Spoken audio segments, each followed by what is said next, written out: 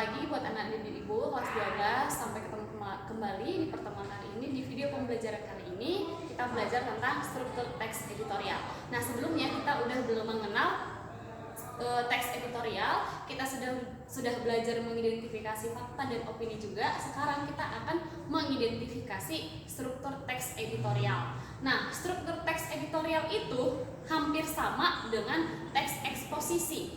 Di kelas 10 kamu sudah belajar teks eksposisi. Ayo, masih ada yang ingat apa itu eksposisi? Silahkan dibuka kembali bukunya ya. Ibu sekedar mengingatkan bahwa eksposisi itu adalah teks yang memaparkan sebuah informasi tentang suatu hal. Jadi temanya itu bebas. Terus yang menulis eksposisi itu boleh siapa saja.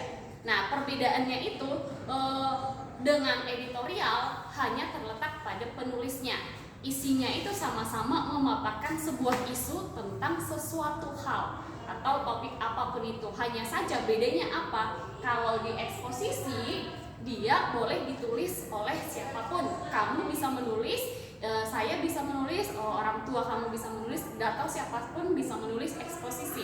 Tetapi kalau editorial itu khusus ditulis oleh redaktur dari koran atau pihak redaksi ya. Dalam hal ini disebut dengan redaktur.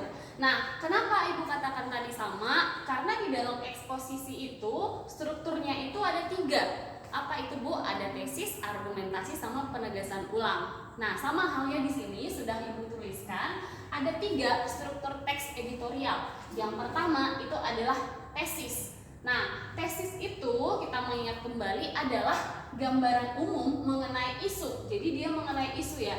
Isunya ini kalau di dalam editorial kemarin kita bahas yang sudah ibu jelaskan di video pembelajaran berikutnya, itu harus bersifat faktual, bersifat aktual, dan juga kontroversial gitu ya. Jadi isunya itu ada 3 sifat, harus diperhatikan. Nah, yang akan dibahas ataupun dikomentari gitu. Jadi di dalam tesis ini nanti kita sampaikan apa yang akan kita bahas, topik apa yang akan kita bahas di dalam tulisan kita, isu apa yang sedang hangat dibicarakan saat ini, maka itulah nanti disampaikan di dalam tesis.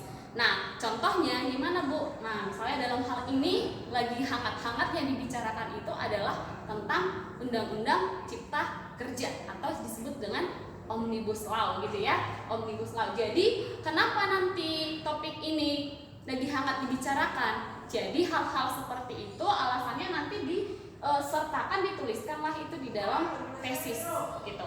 Yang kedua adalah argumentasi. Setelah dia udah menyampaikan topiknya di awal, maka masuklah dia ke argumentasi atau menyampaikan pendapat. Berargumen sama dengan berpendapat atau beropini gitu ya. Nah, pengertiannya apa? Di sini sudah dibuatkan.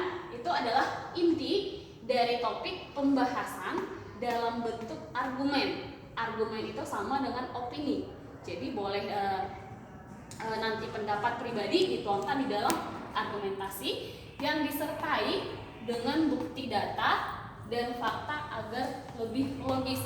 Artinya apa? Supaya nanti pembaca itu percaya dan dapat menerima dengan logis pendapat kamu itu. Tentunya kalau kita berpendapat itu harus disertai alasan. Contoh sederhananya ibu kasih tahu, misalnya kalau kamu tidak mengerjakan PR, guru kamu bertanya, saya bertanya, mana PR kamu? Kemudian kamu menjawab, maaf Bu, belum buat.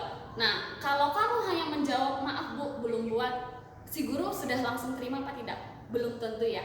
Tetapi kecuali misalnya kalau guru kamu bertanya, mana PR kamu? Kemudian kamu jelaskan di situ alasan kamu disertai dengan bukti yang kuat. Misalnya, maaf Bu, tugas saya belum buat karena tadi malam mati lampu Bu di rumah kami. Tadi malam Bu, saya mengerjain tugas tiba-tiba ayah saya masuk rumah sakit. Kemudian habis balik dari rumah sakit saya mengerjain, saya udah ngantuk Bu, dan bla bla bla dan lain sebagainya. Nah, kalau sudah kamu berikan alasanmu, tentunya saya akan percaya bahwasanya oh iya, dia memang sibuk tidak sempat untuk mengerjakan tugas.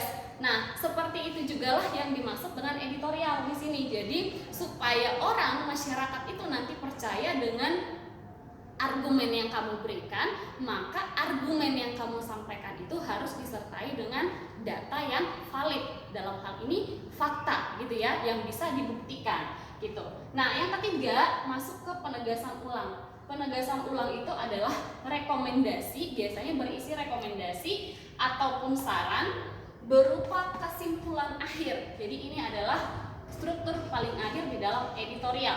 Sehingga harapan pun nanti kita tuangkan di dalam penegasan ulang. Tentunya yang berkaitan dengan solusi. Jadi misalnya sudah kamu bahas itu tentang Omnibus Law, kamu berikan alasannya apakah kamu setuju atau tidak setuju dengan Omnibus Law itu. Yang terakhir kamu tegaskan ulang yang berupa simpulan. Jadi kira-kira apa yang bisa kita ambil kesimpulan dari topik yang sudah kita bahas ini, gitu ya. Itu masuk di dalam penegasan ulang, gitu. Nah, jadi ada 3 di dalam eksposisi juga sama halnya seperti ini, hanya ingat perbedaannya itu adalah eksposisi itu topiknya boleh apa saja dan ditulis oleh siapa saja, tapi kalau editorial topiknya itu hanya yang bersifat faktual, aktual, kontroversial, dan hanya ditulis oleh redaksi koran. Itu aja bedanya ya.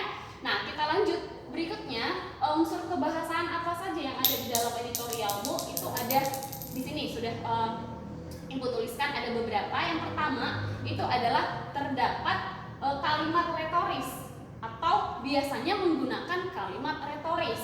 Apa itu kalimat retoris, Bu? Yaitu adalah kalimat pertanyaan yang tidak memerlukan jawaban. Biasanya kalimat retoris ini adalah semacam pertanyaan untuk membantu kita atau membantu pembaca ataupun membantu masyarakat merenungkan kembali kira-kira yang ditanya itu kena ke dia apa tidak gitu. Jadi sebenarnya nggak butuh jawaban yang pasti, yang butuh jawaban yang panjang. Itu hanya untuk membantu kita untuk merenungkan apa sih sebenarnya yang ditanya di dalam pertanyaan tersebut. Misalnya gimana, Bu? Contohnya di sini ada kalimat DPR dibayar oleh masyarakat, bukan? Nah, misalnya tadi kan topiknya itu adalah tentang Omnibus Law. Nah, apa itu Omnibus Law? Itu adalah Undang-Undang Cipta Kerja yang katanya disahkan oleh pemerintah dan merugikan kepada buruh gitu ya. Jadi, datanglah pihak redaksi membahas Omnibus Law. Kemudian di dalam teksnya, tulisannya muncul pertanyaan semacam ini. DPR dibayar oleh masyarakat, bukan? Nah, tentu kalau dalam hal ini kan memang iya, DPR itu dibayar oleh masyarakat. Nah, jadi kalau dalam hal ini harus kita renungkan. Kalau DPR dibayar oleh masyarakat, berarti DPR bekerja untuk siapa? Untuk rakyat. Berarti dalam hal ini DPR perlu merenung gitu ya, atau masyarakat juga perlu merenung gitu.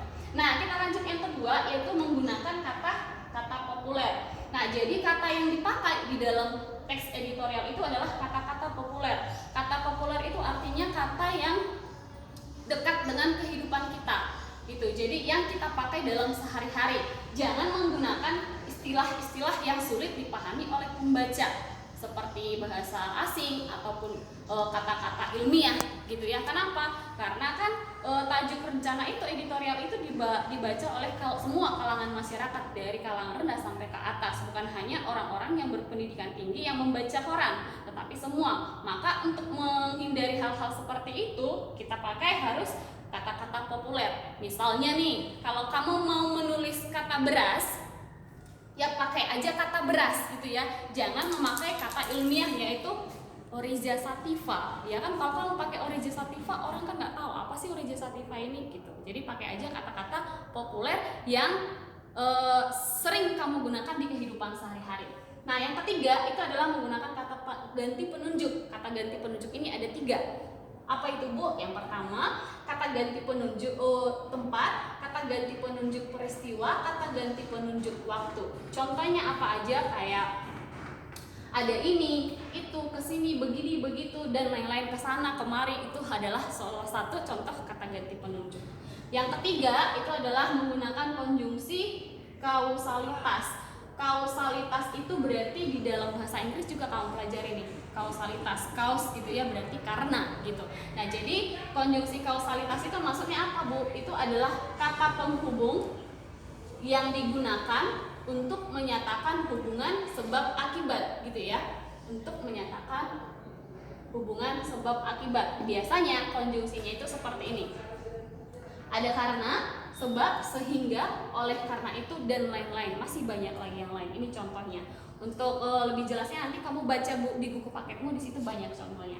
Nah, contoh kalimatnya gimana, Bu? Ibu buatkan di sini. 1, masyarakat melakukan unjuk rasa di gedung DPR karena mereka merasa aspirasi mereka tidak didengarkan oleh pemerintah. Jadi di sini ada hubungan sebab akibat. Mengapa mereka melakukan unjuk rasa? Karena aspirasi mereka tidak didengarkan oleh pemerintah. Ini adalah salah satu contoh kalimat yang menggunakan konjungsi kausalitas dan sering kita temukan di dalam teks editorial.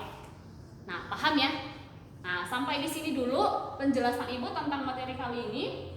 Kalau ada yang kurang paham, kamu boleh mencari sumber referensi lain dari internet atau dari YouTube ataupun dari buku paket supaya menambah wawasan kamu, menambah pengetahuan kamu tentang teks editorial. Nah, sampai di sini aja pertemuan kali ini. Silahkan ditonton, disimak, dipelajari baik-baik. Kalau ada yang kurang jelas, silahkan ditanya ke Ibu melalui grup, gitu ya.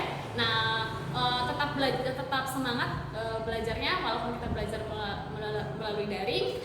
Ibu harapkan tetap giat dan rajin mengumpulkan tugas tentunya. Ibu akhiri dengan selamat siang.